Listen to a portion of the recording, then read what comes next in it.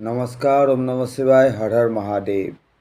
आज बात करेंगे दोस्तों महादेव के अर्थात शिव जी के एक अवतार जिसका नाम है सरफ अवतार, यानी कि सरफ देव।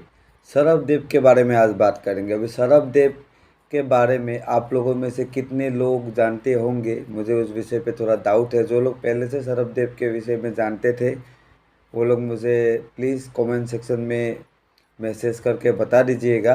और जो लोग नहीं जानते हैं सरफ देव के बारे विषय में या सरफ देव के बारे में, सरफ देव कौन है, ठीक है, जो सरफ देव के बारे में मैं आज बात कर रहा हूँ वो सरफ देव एक्चुअली में है कौन, ठीक है। मैंने अभी बोला ही महादेव के एक अवतार है सरफ देव। किस समय सरफ देव ने अवतार लिया था, सरफ देव के रूप में महादेव ने अवतार लिया था, सारा कुछ मैं आज इस वीडियो में डिस्क्राइब करूँगा, ठीक है। और साथ में आप लोगों को बोलूँगा इसका साधना अगर आप लोगों को करना है तो आप लोगों को क्या करना है और साधना करने से आपको कैसा फल की प्राप्ति हो सकती है, ठीक है। तो वीडियो आखिर तक ज़रूर देखिएगा और चैनल अगर अभी तक सब्सक्राइब नहीं किया है तो सब्सक्राइब ज़रूर कर लीजिएगा, ताकि इस तरीके का साधना जो भी मैं लाते रहूँ आप लोगों के लिए, आप लोगों को टाइम टू टाइम मिलते रहे, ठीक है।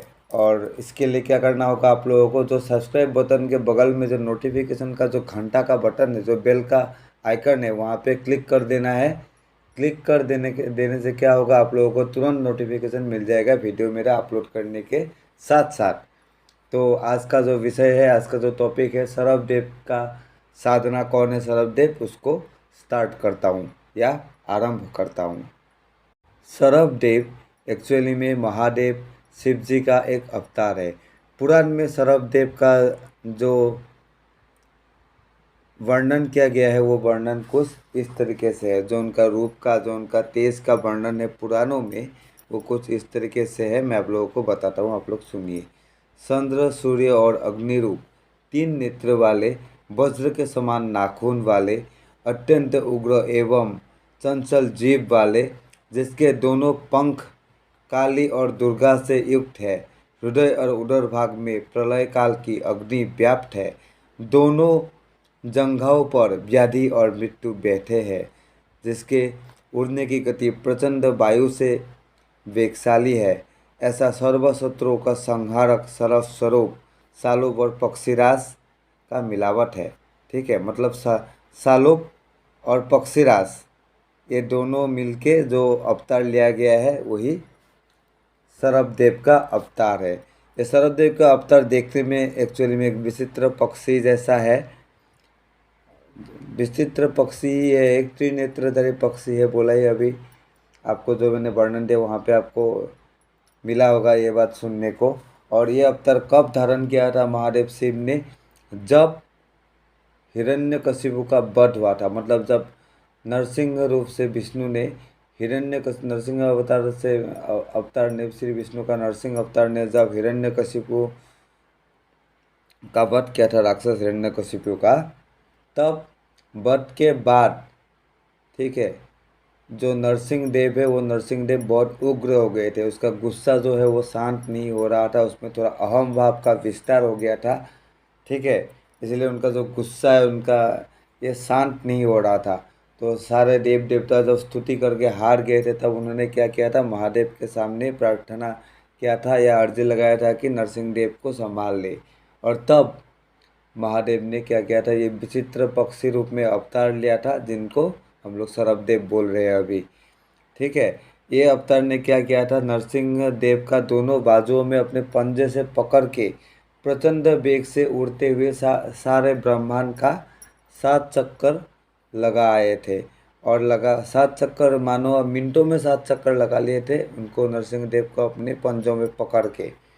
और उस टाइम नरसिंह देव थोड़ा कंफ्यूज हो गए थे, ठीक है, थोड़ा कंफ्यूज हो गए थे। और उनका जो गुस्सा है वो गुस्सा शांत हो गया था। और उसके बाद उसको फिर से जहाँ से उनको नरसिंह देव को उठाया था सरफ देव ने, मतलब देवताओं के सामने से, जहाँ पे देवता स्तुति कर रहे थे ना, वहीं से उठा लिया था, वहीं पे फिर से लेकर जाकर नरसिंह देव को रख देता है। और उसके बाद नरसिंह देव का क्या होता है, गुस्सा जो है वो शांत हो जाता है, ठीक है।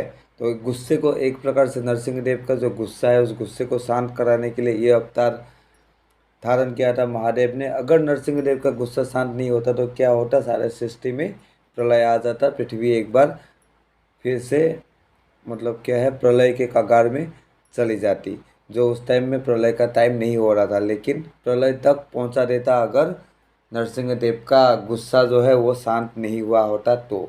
और इसके लिए महादेव को क्या करना पड़ा, सरभदेव का अवतार लेना पड़ा। प्रचंड उग्र है, महाशक्तिशाली है, महादेव का तेजों से भरा हुआ है ये अवतार, महादेव का ही अवतार है। तो महादेव का तेज, महादेव का ऊर्जा तो अवश्य ही होगा। ठीक है, साधक के लिए परम सुखदायी है। जो भी साधक इनका साधना कर लेते हैं उनको पृथ्वी में, इस धरती में ऐसा कोई सुख नहीं है जो प्राप्त ना हो। हमेशा सर्व सुख का प्राप्ति होता है। ठीक है, साधक का कोई दुश्मन पे दुनिया में शेष नहीं बचता है, क्योंकि ये शत्रु संहारक देव है। साधक का अगर कोई शत्रु है उसका शत्रुता का संहार हो जाता है। ठीक है, शत्रुता का संहार अगर नहीं होता है, शत्रु अगर शत्रुता नहीं छोड़ता है तो शत्रु का संहार हो जाता है। इस टाइप का देव है ये, जो महादेव का अवतार है सरभदेव।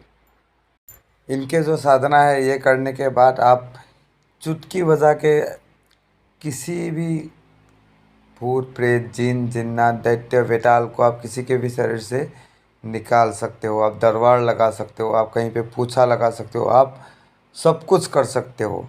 ठीक है, आप मारन मोहन उच्चाटन वशीकरण सब में प्रयोग कर सकते हो। इस ये जो सरभदेव का शक्ति है इनको बहुत उग्र शक्ति है। लेकिन जिन भी साधक पे ये एक बार प्रसन्न हो जाते हैं वो साधक के मन मुताबिक चीज़ साधक को प्रदान कर देते हैं, साधक को दे देते हैं, क्योंकि अवतार है ही भोले भंडारी का अवतार है।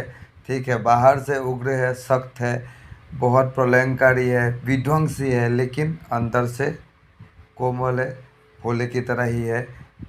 बहुत जल्दी प्रसन्न हो जाते हैं और बहुत जल्दी रुष्ट भी हो जाते हैं। रुष्ट इसलिए हो जाते हैं क्योंकि महादेव का जो क्रोध का पार्ट है, ठीक है, जो क्रोध वाला हिस्सा है वो सरभदेव में बहुत ज़्यादा है। ठीक है, एक प्रकार महादेव का जो क्रोध का ऊर्जा है, ठीक है, वो क्रोध ऊर्जा से ही सरभदेव का उत्पत्ति है। इसीलिए बहुत क्रोधी देवता है, लेकिन बहुत दयालु भी है, साधक के लिए हर कुछ कर देते हैं। इनका जो साधना का विधान है वो बहुत ही गुप्त है। ये साधना का विधान यूट्यूब में अगर कोई मेरे अलावा अगर कोई डाल देते हैं, ठीक है, तो मैं ये तंत्र का मार्ग छोड़ दूंगा। मेरा वाला मंत्र से अगर कोई डाल सकता है तो, अगर कोई विज्ञ पंडित है कहीं से किसी ने बुक सुक से देखा भी होगा तो मंत्र अलग होगा। मैं जो मंत्र दूंगा वो मंत्र नहीं होगा। लेकिन जो भी हो, ये साधना मेरे लिए अत्यंत गुप्त साधना है। मैं जानता हूँ ये साधना किसी के पास भी नहीं है। ठीक है, और मैं ये साधना यूट्यूब में डाल के क्या करना नहीं करना चाहता हूँ, इसका बेइज्जती नहीं करना चाहता हूँ। ये साधना उन साधकों को दिया जाएगा जो सच में साधना को लेकर सीरियस है। तंत्र के मार्ग में वो लोग कुछ करना चाहता है, लोक हित में कुछ करना चाहता है, ठीक है, लोगों का भी मदद करना चाहता है और साथ में खुद को भी चलाना चाहता है। ऐसे साधक को ये जो साधना है संपूर्ण विधि विधान के साथ दिया जाएगा। ठीक है, इसका कोई सिद्धि ट्रांसफ़र नहीं होगा क्योंकि महादेव का शक्ति है, ट्रांसफ़र पॉसिबल है ही नहीं। इनको साधना करके ही आपको प्रसन्न करना होगा, इनका सिद्धि प्राप्त करना होगा। लेकिन सिद्धि प्राप्त करने का जो विधि विधान है, जो मंत्र है, वो मंत्र से अगर आप लोग करोगे, वो विधि विधान से अगर आप लोग करोगे, सरलता से हो जाएगा। क्योंकि परम दयालु देव है, मैंने बोला ही साथ में, मैं वीडियो में बार बार बोलते आ रहा हूँ कि परम दयालु देव है। बहुत जल्दी सिद्ध हो जाते हैं और सिद्ध होने के बाद साधक का जो है आपका एक प्रकार से भाग्य परिवर्तन कर देते हैं। ठीक है, भाग्य आपका परिवर्तन कर देते हैं, आपका जीवन ही चेंज हो जाता है। आप चाहे जो भी लाइन पे क्यों ना हो, जो भी मार्ग पे आप क्यों नहीं चलते, आपका ये क्यों ना हो। ठीक है दोस्तों, तो आज के लिए इतना ही। आशा करता हूँ वीडियो अच्छा लगा होगा। किसी को अगर ये साधना करना है तो जो मेरा स्क्रीन पे नंबर दिया रहता है व्हाट्सएप का, वहाँ पे कांटेक्ट कर सकते हैं। लेकिन ये साधना पेड है, फ्री नहीं है, मैं पहले ही बोल दिया हूँ। इसका एक छोटा सा फीस मैंने रखा है, वो आपको पे करना होगा। उसके बाद ही आपको ये साधना करवाया जाएगा और कम्प्लीटली मेरा मार्गदर्शन में करवाया जाएगा। और किसी को भी कोई भी साधना करने के लिए कभी भी मेरे पास आने का ज़रूरत नहीं पड़ता है या मैं किसी को भी अपने पास बुलाता नहीं हूँ। हर कोई अपने जगह में रह के ही मेरे से ज्ञान लेके साधना कर सकता है। और इसका मैं सिर्फ और एक मिनिमम से मिनिमम मैं शुल्क लेता हूँ। ठीक है, बहुत कम मैं शुल्क लेता हूँ।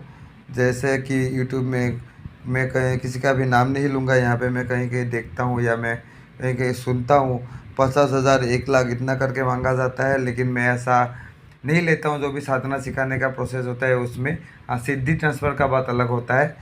साधना सिखाने का जो प्रोसेस होता है उसमें मैं सिर्फ और सिर्फ एक छोटा सा शुल्क ही लेता हूँ, और वो शुल्क है 7,100 रुपये का। मैं सिर्फ एक शुल्क लेता हूँ जो सालाना है।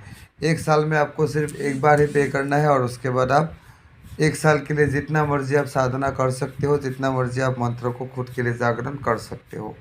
ठीक है, वो आपके ऊपर डिपेंड करता है आप कितना कर सकते हो, आप कितना, आपका शरीर कितना झेल सकता है, आप कितना का यूज़ आप कर सकते हो। लेकिन मैं सिर्फ 1 साल के लिए 7,100 रुपये ही लेता हूँ, और उसमें आप जितना भी साधना आप करना चाहोगे मैं आपको बैक टू बैक साधना करवाने के लिए भी तैयार हूँ, संपूर्ण मेरा खुद का मार्गदर्शन के साथ। तो आज के लिए इतना ही। आशा करता हूँ वीडियो आप लोगों को अच्छा लगा होगा। अगर वीडियो अच्छा लगा है तो लाइक और शेयर करने के लिए नहीं भूलिएगा। चैनल अगर अभी तक सब्सक्राइब नहीं किया है तो सब्सक्राइब भी कर लीजिएगा।